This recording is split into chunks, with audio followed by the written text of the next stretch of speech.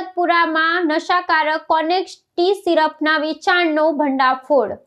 પિતા અનવર ખાન ઉર્ફે વાયરમેન પઠાણની ધરપકડ, પુત્ર સલમાન ખાન વોન્ટેડ।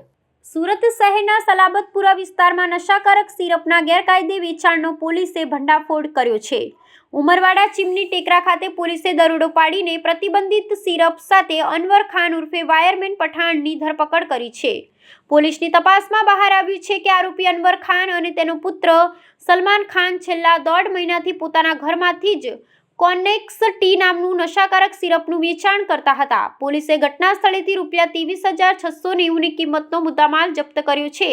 આ ગુનામાં સંડોવાયેલો અનવર ખાનનો પુત્ર સલમાન ખાન હાલના વોન્ટેડ જાહેર થયો છે, જેને પકડવા માટે પોલીસે ચક્રો ગતિમાન કર્યા છે। આ કાર્યવાહીથી નશાકારક પદાર્થોના વેચાણમાં સામેલ તત્વો સામે કાયદાનું કડક શાસન સ્થાપિત કરવાનો પોલીસનો નિર્ધાર સ્પષ્ટ થાય છે। બરાબર છે। સલાબતપુરા પોલીસ સ્ટેશન વિસ્તારના ડિસ્ટાફના જે એએસઆઈ દિનેશભાઈ છે એને બાતમી મળેલી ઉમરવાડા ચીમની ટેકરા ખાતે સલમાન ખાન પઠાણ અને એના જે પિતા છે અનવર ખાન પઠાણ એ પોતાના રહેણાંક મકાને કોરેક્સ બોટલો રાખી અને જે પ્રતિબંધિત છે એનું વેચાણ કરે છે। તો જે બાબતે બે પંચો રૂબરૂ સરકારી પંચો સાથે પીઆઈ રૂબરૂ સદરવ જગ્યા ઉપર રેડ કરી અને અનવર ખાન પઠાણ છે જે હાજર મળી આવેલા અને જેના કબજા રહેઠાણના મકાનમાંથી 230 નંગ કોરેક્સ બોટલો જે પ્રતિબંધિત છે મળી આવેલી હતી। એ બાબતે સલાબતપુરા પોલીસ સ્ટેશનમાં ગુનો નોંધાયેલ છે। અનવર ખાન પઠાણ છે જેની ધરપકડ કરવામાં આવેલ છે।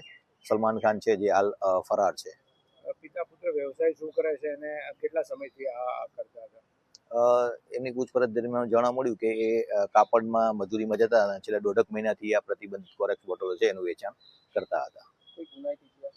ના, હાલ તો એનો કોઈ ગુનાહિત ઇતિહાસ નથી। તેમ છતાં અનવર ખાન ને સાથે રાખી અને ગુના બાબતે તેમજ અન્ય દિશાઓ તપાસ ચાલી રહી છે। કેટલાનો મુદ્દામાલ મળી આવેલો? આશરે 23,000નો મુદ્દામાલ મળી આવેલો છે।